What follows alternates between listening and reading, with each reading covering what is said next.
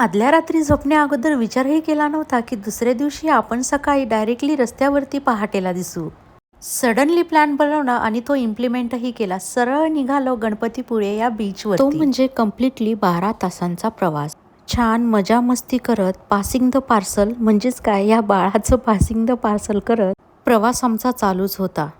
स्टोलचा आत्तापर्यंतचा सर्वोत्कृष्ट उपयोग म्हणजे हाच होता. ते म्हणजे काय, ह्या लेकराला कारमध्ये झोळी बांधून देण्याचा. कोकणात आलोय म्हणजे हे अस्सल फ्रूट खाण्याची संधी बिलकुल सोडायची नाही. या चवीमध्ये आणि आपल्याकडे मिळणाऱ्या फळांच्या चवीमध्ये जमीन आसमानचा फरक मला जाणवला.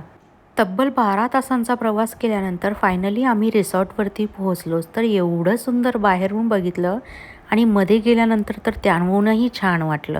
कम्प्लिटली 12 तास सारखं बसून आता कधी एकदाचं बेडवरती जाऊन झोपणार असं डोक्यामध्ये कम्प्लिटली खटखटत होतं. पोहोचल्या पहिले चहा घेतली, थोडं रिफ्रेश झालो आणि मग काय, लेकरासाठी मला हे भजन तर लावावंच लागतं. ते लावल्याशिवाय तो काय कुठेही शांत बसतच नाही. फ्रेश झालो, जेवण वगैरे केलं आणि निघालो फिरायला. तर असा होता आमचा टूर आणि आता तरी फक्त सुरुवात आहे. अजून तर खूप मजा येणार आहे. चलो बाय बाय.